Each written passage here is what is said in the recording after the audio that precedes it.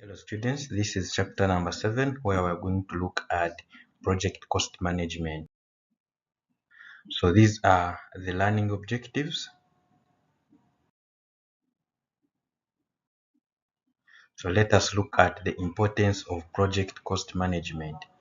So if you can see that the IT projects have a poor track of uh, meeting the cost goals. So this was written in 2023 under chaos studies, whereby it showed that the average cost overrun uh, was 43%, and US lost 55 billion USD in IT projects in 2022 from cancelled projects and overruns compared to uh, 140 billion in 1994. So what is cost and project cost management? So cost is a resource sacrificed or foregone to achieve a specific objective or something given up in exchange. So costs are usually measured in monetary units like dollars, euros, shillings, pounds, nairas, etc. So let us look at project cost management. This includes the process required to ensure that the project is completed within an approved budget. So that's what we call cost management. So project cost management processes, we have planning cost management. This involves determining what resources and quantities of those resources that should be used. So the output under this is the cost management plan. So we also have cost estimating. So this is by developing an estimate of the costs and resources needed to complete a project. Then we have cost budgeting. So cost budgeting is all about allocating the overall cost estimate to individual work items to establish a baseline for measuring performance. Then lastly, we have the cost control. So cost control involves controlling changes to the project budget. So this figure summarizes these processes and outputs. Uh, so where we can have planning, so there we do process of plan cost management. So the output of that is cost management plan. Then we also have estimate costs. So that involves activity cost estimates, basis of estimates, project document updates, and others. Then we have determining of budget, where we have a cost, a baseline, project funding requirements, project document updates. Then we have the section of monitoring and controlling. So there we do the process of control costs. So that's where we perform things like work performance information, cost forecast, change requests, and others. Then from there we go to project execution until the project ends. So let us look at the basic principles of cost management. So the principles include profits. These are revenues minus expenses. So to increase profits, a company can increase revenues, decrease expenses, or try to do both at the same time.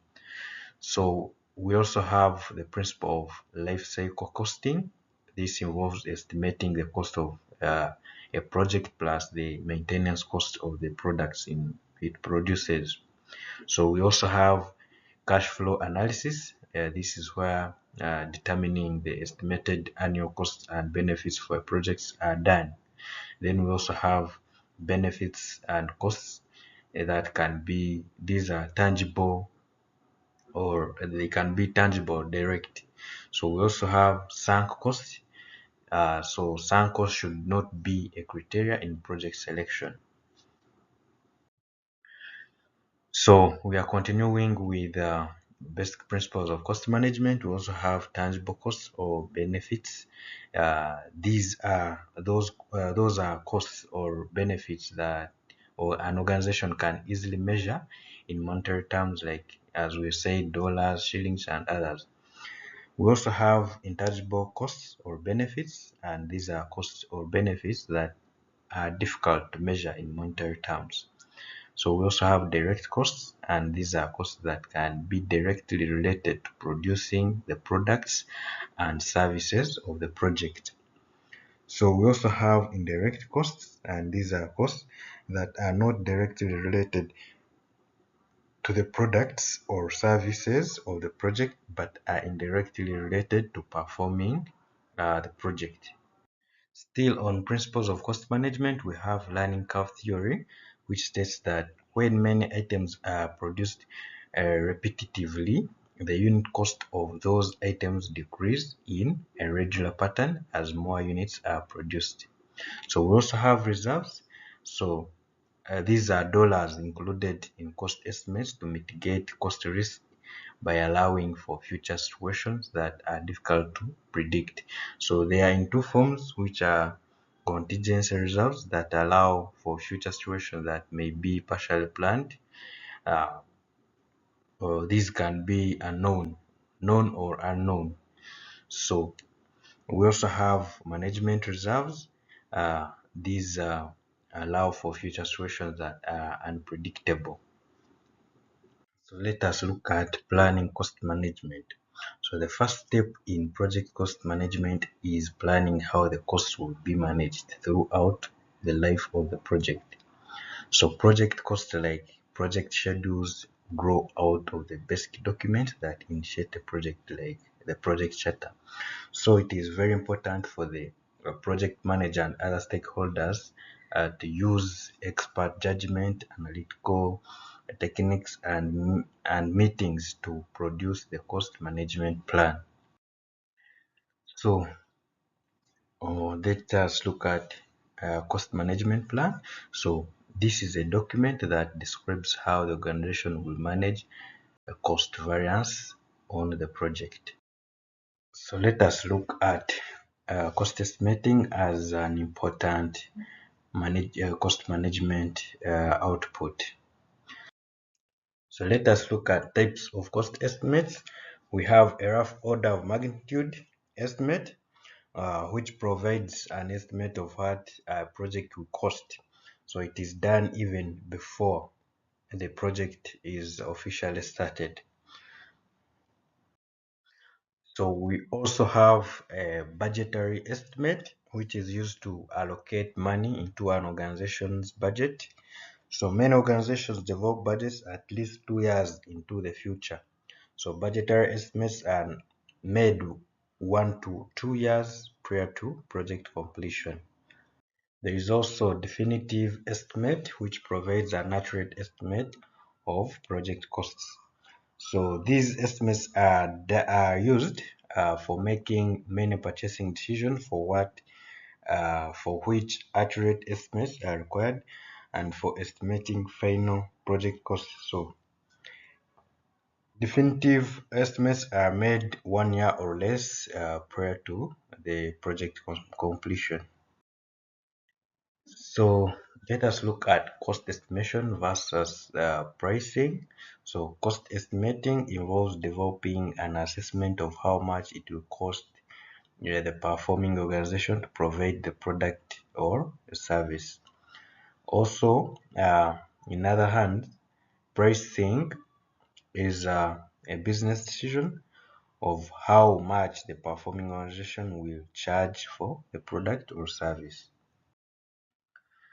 So let us look at cost estimation tools and techniques. So we have analogous or top-down, which use the actual cost of previous or similar projects as the basis for the new estimate. Then we also have bottom-up.